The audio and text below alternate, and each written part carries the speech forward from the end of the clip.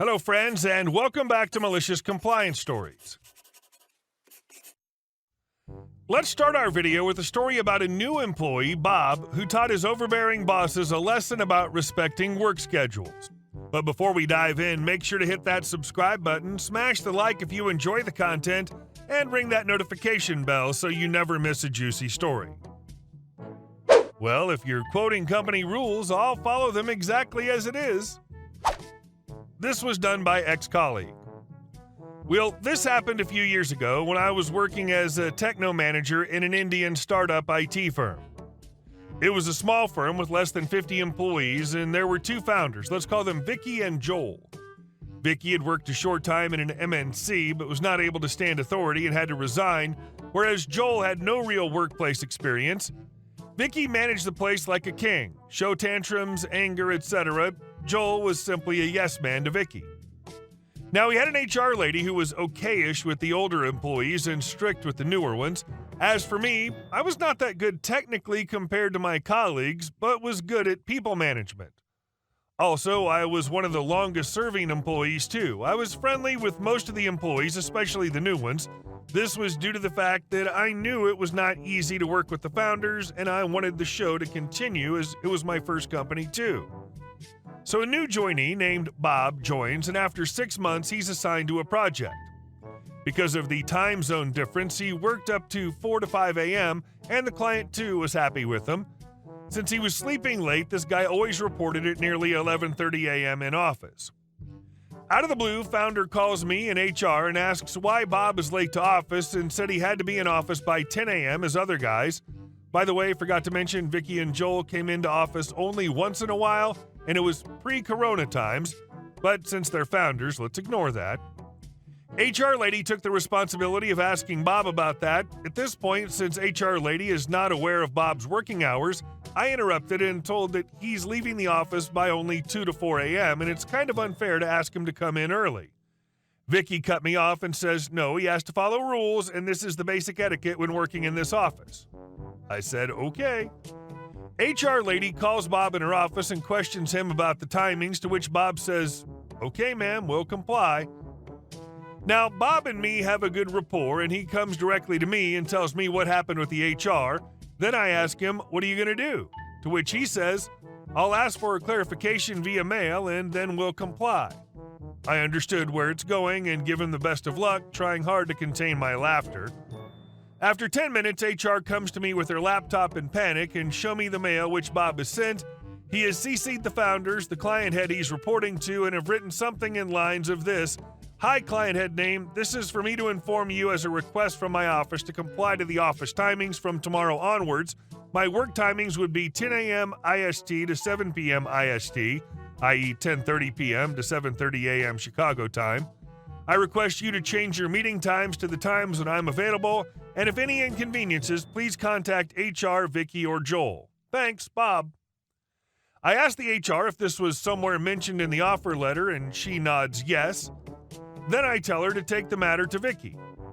At Vicky's room, since the narcissist guy he is scolds HR for nothing this in the offer letter, then asks her to correct this.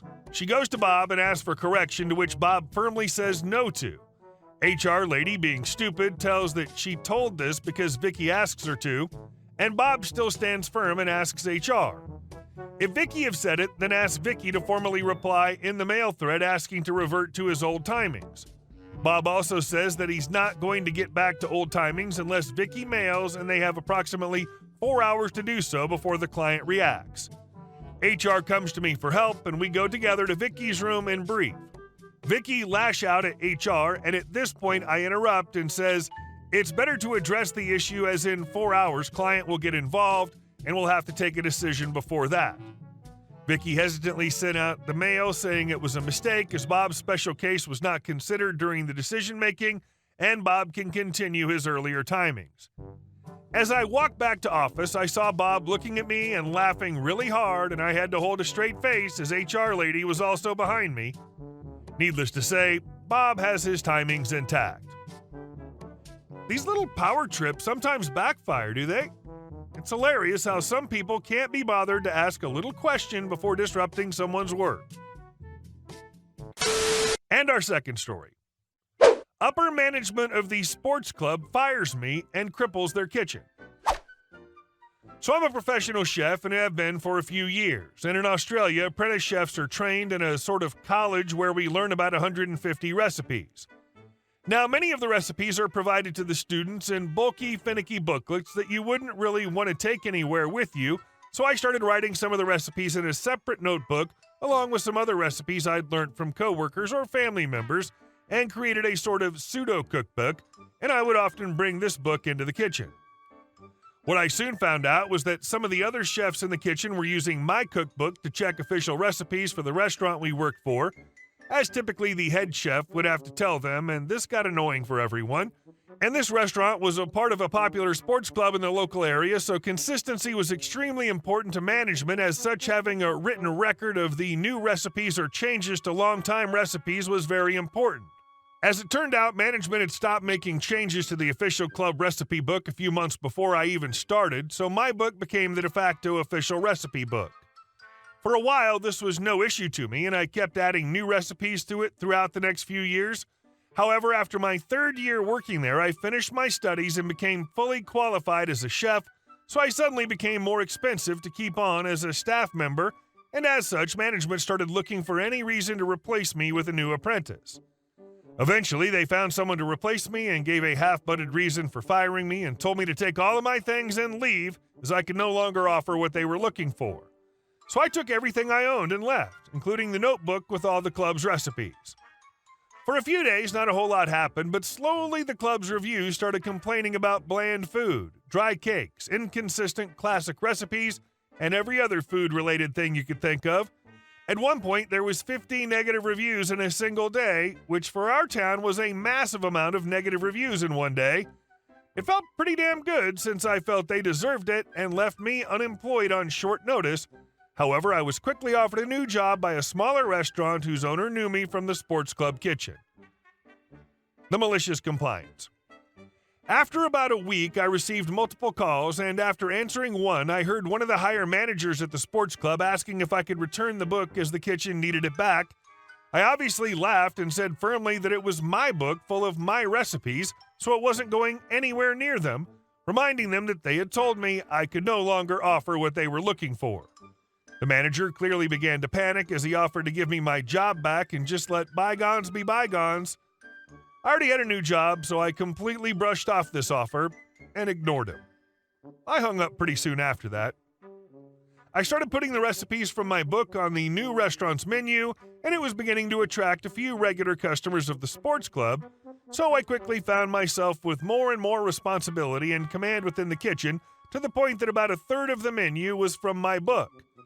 Now, this slow trickle of sports club regulars picked up speed after about 3 months and led to several high-level managers from the club deciding to visit the restaurant I'd helped build and virtually demanded I give them my cookbook, claiming it would be much more beneficial for the community if they had it. My head chef laughed in their faces and told them to piss off. It's been about 2 years, and my head chef and I have a very positive relationship, and the customer base we have at the restaurant's better than ever. We didn't take every customer from the big club, but it was enough damage to their profits to scare a few investors away and also lead to a decent bit of damage to one of the higher managers' reputations. Furthermore, the recipe issues and negative reviews led to the majority of the kitchen quitting, and according to one of my old colleagues, they cited the lack of support and organization from upper management as the final reasons everyone was quitting, and this led to an even larger dip in the quality of the restaurant food. I also get paid significantly more at this restaurant than I was at the sports club. The person who should have been updating the restaurant's recipes should have been fired.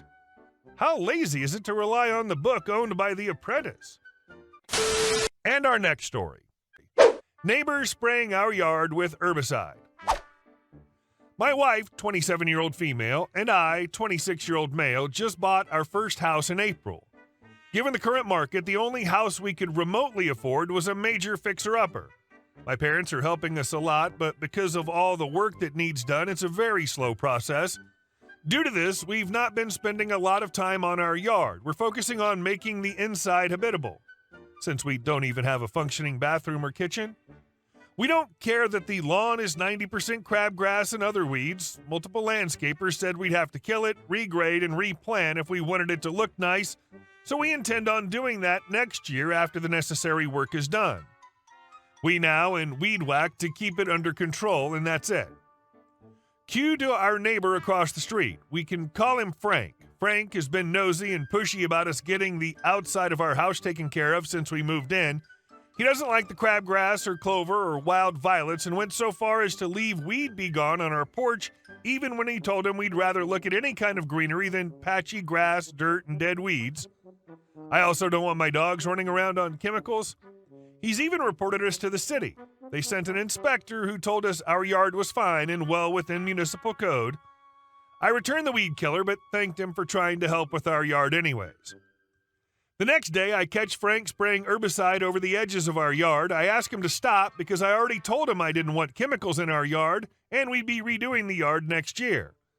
A couple weeks pass, the edge of our lawn dead, and it's slowly spreading upwards into the yard. Yesterday, I get home from work early, and he was spraying our yard again, a couple of feet up from the curb now. He quickly went inside his own home when I pulled up, and now I'm furious. Update. We contacted a lawyer to write a cease and desist letter for the use of Roundup. Cameras have been installed, and the police have given him a trespassing warning. And our last story. Blocked the beach path, and even the mayor couldn't stop me. I bought a cottage about a month ago, and my new neighbors insist that they need access to my property in order to get to the beach, as is their right, according to them. The cottage that I bought has a gravel driveway against the one border which leads to the beach and is separated from my actual cottage by a hedge. The former owner used the gravel drive to store/launch their sailboats and to store their RV. Since they're gone and I don't have a sailboat, it's completely open now. You can get right from the public road to the beach if you ignore the no trespassing and not a public access signs and waltz onto my property. Well, my neighbors like to drive their ATVs right down my gravel drive and onto the beach. We aren't allowed to use ATVs on the beach, so that's a whole other thing. When I went to complain to them when they got home, they just told me that my gravel drive is the public access. I told them it definitely wasn't, because when I got the property surveyed, because of this exact worry, they assured me that the gravel drive is entirely on my own property. I also own about a foot past that, but that's not the major issue. What I learned while buying the property is that the public access has been closed off by the neighbors who wanted to make a better entrance to their property. Technically, they should be using another road to access their property, but this is way easier for them. The guy who sold me the property said that he brought it up with the municipality, but they said that too much time had passed and they couldn't do anything. In reality, the neighbors built on land they didn't own, and since they're related to the mayor, no complaints would stick. Yes, I know this was a red flag, but I got the cottage for significantly under market value, so I just ignored that at the time. I didn't want to start legal proceedings since my neighbors have serious connections, so I just built a fence and separated their property from mine. Hey guys, thank you all for watching the video. I'll see you in the next one.